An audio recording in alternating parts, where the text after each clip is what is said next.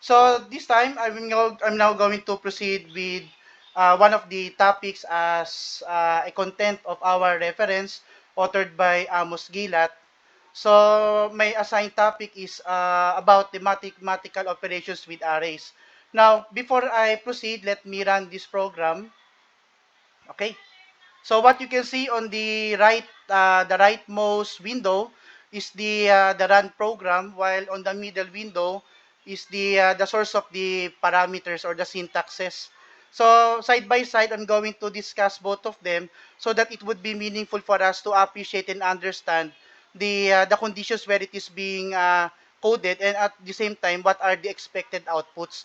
Now, this chapter 3 and my topic of presentation follows the principle of advanced engineering mathematics, where the arrays or what we call matrix operations are considered.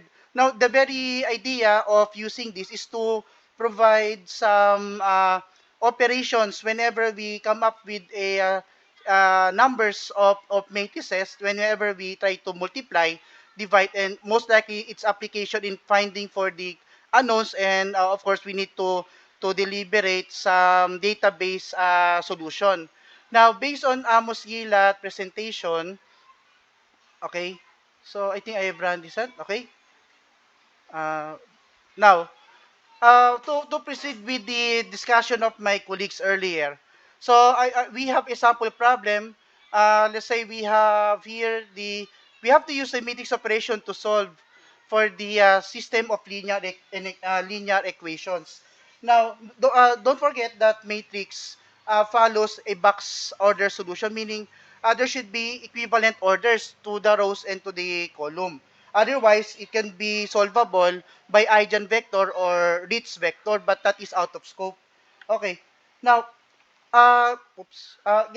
given by this problem, we have this series of equations.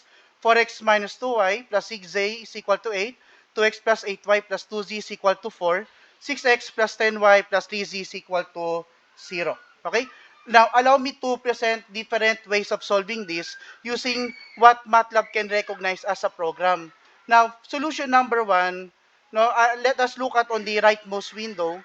Now, solution number one using the left division or what we call the row analysis. Now, ordinarily, as we convert this based on our previous knowledge of advanced engineering mathematics, it is told before that to analyze each rows, okay, that's the conventional way. And then, finally, we need to get each constants, okay? I mean, these constants, 4, 2, and 6 to represent the first row constant. That's why in the code on the central portion, so it is inputted as 4, negative 2, and 6. That is in the order of XYZ, and following the same order on the second row and on the third row. So it is obviously seen that the constant is in the order of x, y, and z. Now, what we learned from advanced engineering mathematics before, that if we have a matrix, now if we want to get an equivalent matrix, let's say A times the matrix of X equals the output result B. Now, to come up and for us to have this realization, it is required that an order should be satisfied. So for this to become possible, A in terms of a 3 by 3 matrix, so therefore if we have a 3 by 3 matrix, and X in terms of the function X, Y, and Z, so that is a 3 by 1, meaning we have 3 rows and a single column. Now, we can arrive to a matrix that is way equivalent to a 3 by 1 output. So that is solution number one all about. So therefore, now looking on the solution based on our coding, so we just only follow that. And then B, of course, is the output, no, taking into account the 8, 4, and 0. Dito, no, kinuha natin. Oops, it is zoom out. Sorry. Now, so what comes next is, if we try to solve this in terms of this MATLAB program, we are going to use the left division, wherein we are going to divide A by B. So therefore, the output would be like this. So a 3 by 1 matrix. So that is what we meant by left division as discussed by my colleague Engineer Kahukom. And also to the previous three discussant, no, Sir Solas, Sir Basilio, and Sir Balmeo. Now, let me proceed to the second solution. What if we use the inverse of a matrix? Now, solution number 2 offers inverse of a matrix for a short concept. Now, if you want to take a look on this, now solution number 2, so that is the inverse of A multiplied by B. So that's why the concept goes like this: A times X equals B. So therefore, if we put on the other side, then X equals A inverse times B. Okay? So without putting X, and that is the solution that we are thinking on solution number 2. That's why as we proceed on that, that would be our solution here, as shown in the MATLAB code solution number 2, and then the output would be like this. Okay, so notice that they arrive onto the same answer.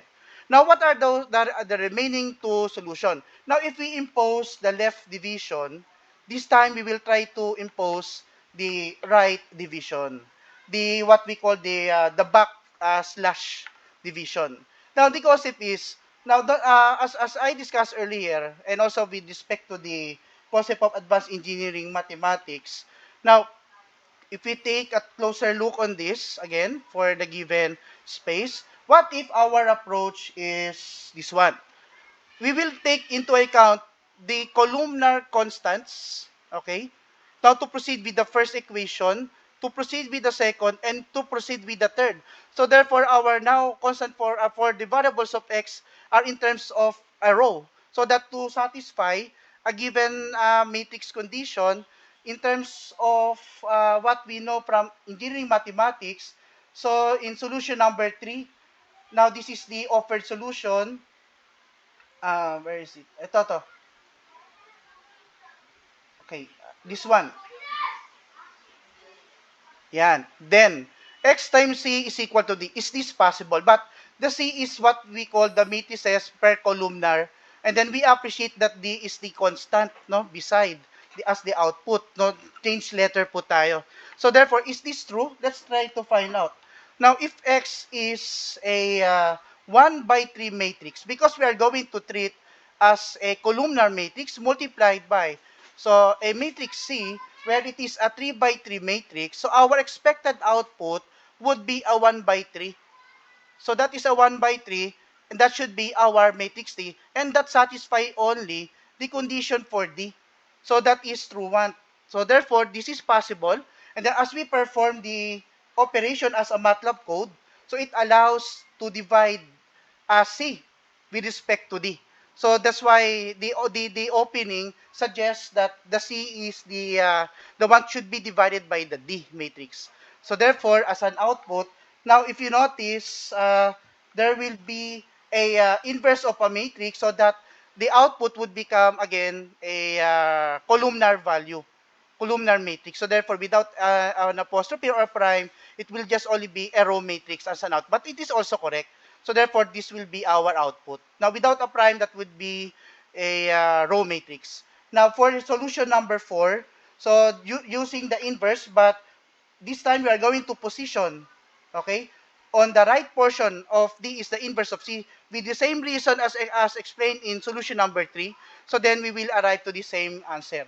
Now notice that again there is an apostrophe showing on the code program, so that to have a similar arrangement of answer in terms of a column.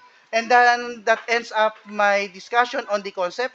Now let us move on to the application of this by solving a problem with the same reference as referred to the book authored by Amos Gilat. Now let me run this program. Now, what you can see on the right side window is the problem itself. Now, let me read this a little, so that it would be meaningful for us to calculate this one. Now, let me put some highlights to what is very important to the problem. The problem is suggesting that, let's say if there is a ball, let's say there is a height, no? Suggesting this is h, okay? Then there's a ball that should be dropped. Now, upon hitting the floor, there should be, let's say, V and the final velocity. Okay? Then, as it goes, as it bounces back, and then there's what we call the coefficient of restitution, and then that will go up. So, the final velocity as it after the bounce is taken as the 0.85 of the velocity before bouncing. Now, of course, in physics, it will go up to a particular height, and then finally go down, and then the series will repeat until the required statement of achieving 8 bounces, okay? After the 8 bounce. So that's the condition of the problem.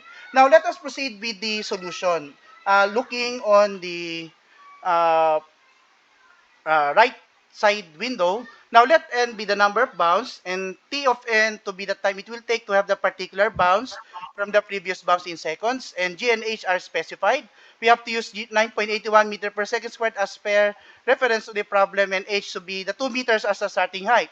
Now v sub n represents the velocity of the ball before each bounces, and also the VF of n is the velocity of the ball after each bounces due to the effect of the coefficient of restitution to be specifically 0.85 of n per condition of the problem.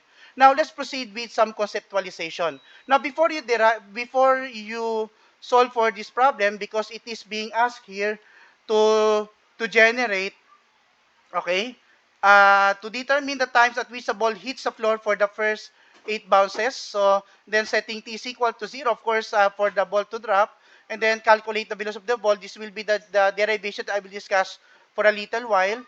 So this derivation will be a short derivation. And then what we need as an output is to produce a, a table showing the value of bounce and then their corresponding t. Okay, so that's the main objective. So now, to proceed, now notice that if we try to come up with the formulation, notice that v squared is equal to, h is equal to v squared over 2g. So therefore, the time for the, before the first bounce will be that equation. So therefore, deriving that, you will have this.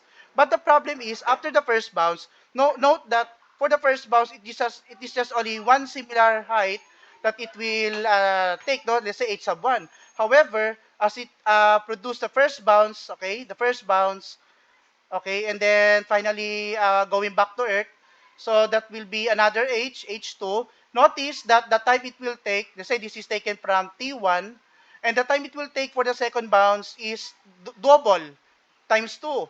Because there's a height that will go up, let's say t2, and a height that will go down, that is also t2, due to the fact that it is of similar height h2, and so on. So therefore, it would be observed that there will be a multiplier of 2 after the bounce reaching 2 or more than that. Okay? Until, so the problem suggests, after the 8, until it reaches the 8 bounce. Now, why did I arrive to an equation of 0.85 times n minus 1? Notice that if Vf is equal to 0.85 of the initial velocity, and then finally, if you will get the same value of the next bounce, let's say this is the first bounce, and the second bounce would be the same, the 0.85 of the 0.85 of the initial.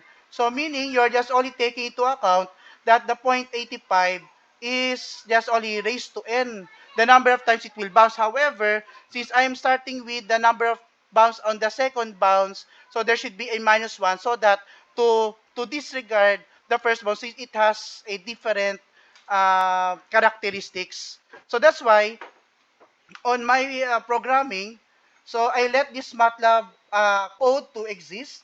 So therefore, I computed separately t sub 1 and t sub 2 and more than that. Okay? For the t sub 1, I have calculated that it is all the square root of 2gh over g, binding g as 9.81 and h as 2 meters, and let n sub 1 is equal to 1, denoting it is just only for the first bounce.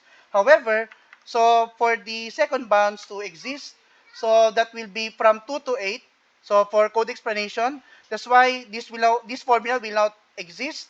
And then finally, for us to come up with a table, the dilemma would be how will you combine these two outputs, the t sub 1 and the t sub 2 and more than t sub 2, to be in a similar table. So what do we need is to come up with an additional table as discussed in the previous chapter.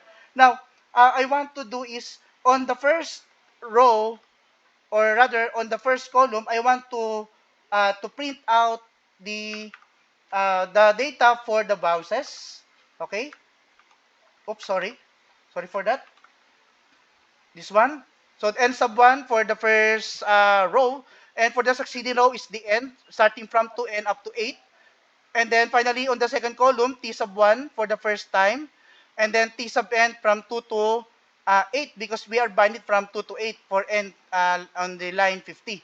Now, but what did I add here is I want also to observe how many seconds it will reach after the 8 bounce. So therefore, I added a third table for a very meaningful explanation and definition. So that's why a table of z is added. So therefore, z is just only a cumulative sum of the time. Okay, so z is equal to sum of initial table 2, kasi ito yung ginawa ko po muna ng table. So t1 and t as a function of n to be added with a cumulative sum, then the 2 exists as the second column to be added, which is the time function. That's why that will be our third column. And then the output would be like this. So this is actually the problem's condition to show, so that it would define us for the uh, first bounce, it will take 0.6386 seconds. And then for the second bounce, it will only take 1.0855 seconds after the first bounce. But if you will try to take into account from the drop of ball, it will take 1.7241 seconds, or just literally add these two.